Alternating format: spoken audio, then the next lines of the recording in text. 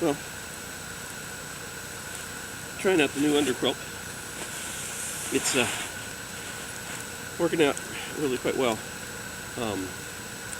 It seems to be completely closed both at the shoulders and also down at my legs. The amount of tension that I put on the shock cords and in the end. Suspension works out pretty good. The foot suspension goes over the hammock down here. I found that's the best way to be able to lie at a diagonal. The total weight of the new Underquilt ended up being 11 ounces with all its suspension,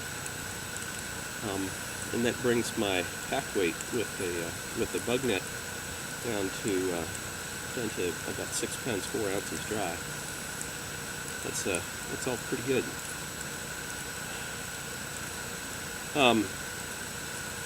The rest of the video is going to be how it is that I built this thing, and I hope you enjoyed that video. Okay, it's time for me to take another rest. Hi, this is Risk. Some people had suggested that I go ahead and show how I go ahead and sew some things. I probably do things a little bit differently. I don't usually end up with pins or bobby pins or clips or anything else. Just regular sewing. I'm building an underquilt today out of Momentum fabric. The two pieces are black for the inside, and it's a smaller piece, and then blue for the outside of it. I've gone ahead and I've used a silver Sharpie to mark out where the battens are going to be on what will end up being the inside of the underquilt. It works on both the blue and the black color. For this design, I've cut out the black piece of Momentum fabric, 58 inches by 46 inches. The blue is 56 inches by 62, so that the length is a difference of 4 inches. In order to make that up, as I'm beginning to sew that, I went ahead and I made 2 marks 2 inches apart at each end to be able to shorten this up back to the 58 inches here. That's to be able to allow the rise of the puffy part of the tube filled with down. And then on the black one, this distance it ended up being such that with 8 battens, that each batten ended up being 5 1/4 inches in width, and on the blue one it ended up being 6 1/2 inches in width. And so the difference of this of 1 1/4 inches, I went ahead and I marked for each of these battens, and I'll sew those together the same way that I'm going to sew these length pieces together on the blue. I've gone ahead and I've marked all of these out, and that's what you saw just a couple minutes ago. Okay, these are the first stitches on the underquilt. I've gone ahead and have the piece of batting on the inside of what will be the quilt, the same side that I'd marked. And we'll go ahead and just start.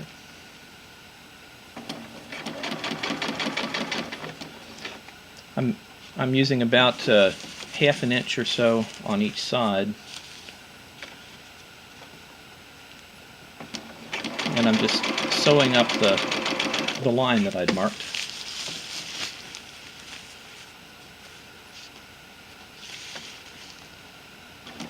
While I'm doing it, I'm making sure that none of the material from either side is getting underneath the foot.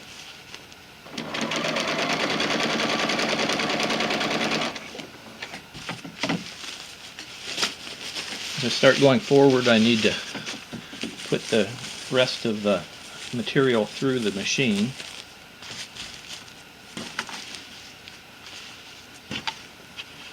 Get a little far away from the edge. This will come back in.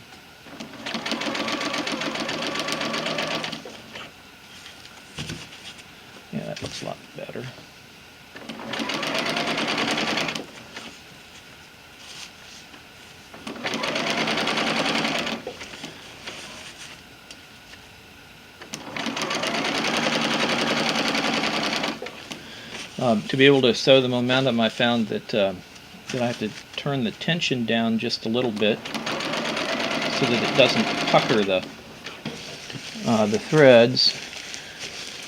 And you may be able to see that the threads are looking fine on this side and on the other side.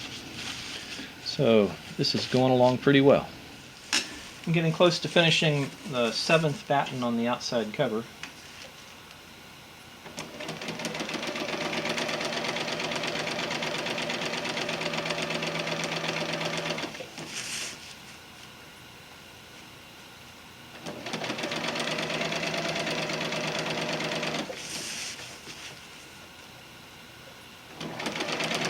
Stop every 4 or 5 inches and straighten things out. Make sure they're ready to be sewn for the next little bit.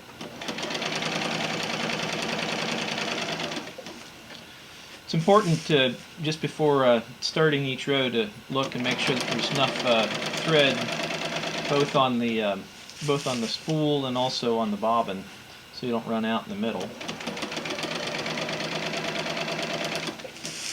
Makes it not so pretty to run out and then to have an overlapping stitch. I'm using Gutermann thread, which is 100% polyester, normal weight. For building packs, I usually use heavier weight thread, but for this, there's no reason, since the momentum wouldn't be anywhere near as strong as the regular thread anyway.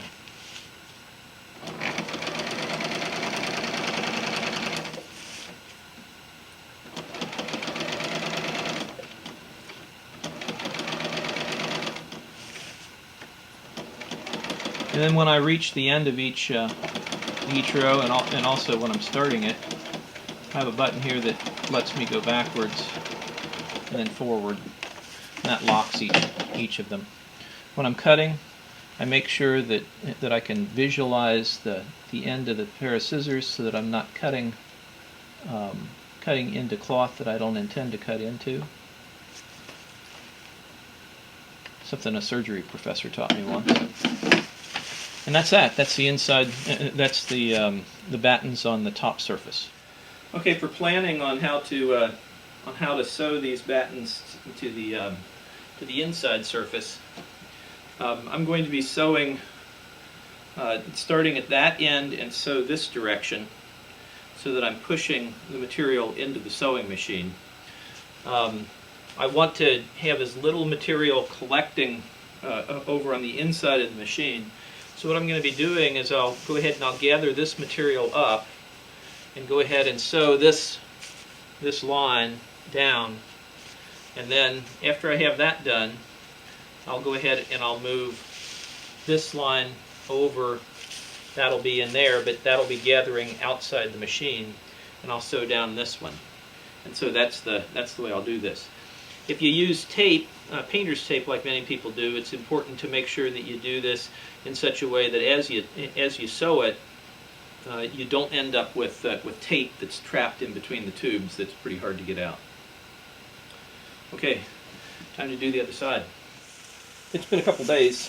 In the meantime, I've caught a cold, but let's see if you hear that in my voice.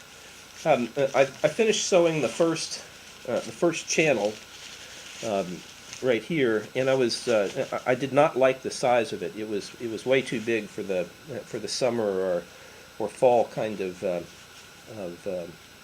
underquilt that I wanted to make. So I made that chamber smaller by coming through and putting a seam down the middle of each of the baffles, taking away about 1 inch or so. And then I'd only done 2, so I could do that. And then the next thing that I've done is I'm starting to take the other baffles, and I'm making them smaller before I sew them. So they started out 4 inches in width, and now they're showing up about this width. And I'll go ahead and be sewing about here, so there's about a 1-inch baffle. So that's the difference that I've made in the design at this point. A rotary cutter makes a task like this a lot easier. I've gone ahead and folded over each of the baffles, and I want this piece of cloth to be 1.5 inches out instead of the 3 inches that it's coming out. So I put it along the craft mat, and much smoother than a pair of scissors, I'm able to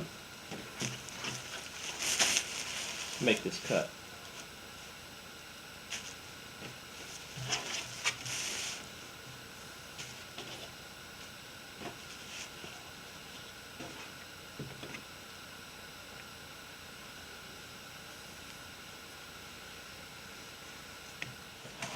This momentum fabric is reasonably difficult to make sure that you don't end up with multiple thicknesses that you don't intend on. What I've been needing to do is to smooth a pocket to make sure that especially the black fabric that I can't see through is not doubled up and doesn't have a fold in it. And I follow the line that I've drawn on the black fabric, keeping about 1 inch here of baffle. So it's a matter of smoothing it, making sure that the line is vertical, and I'm going to be sewing along that line.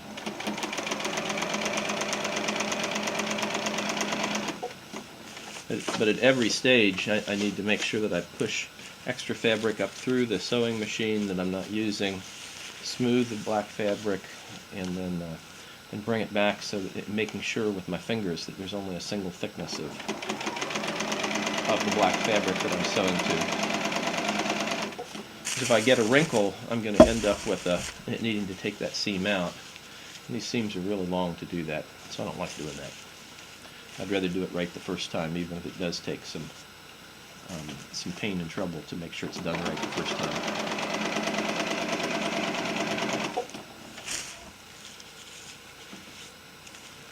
Okay, at this point I'm coming up on the last foot or so of the 7th baffle.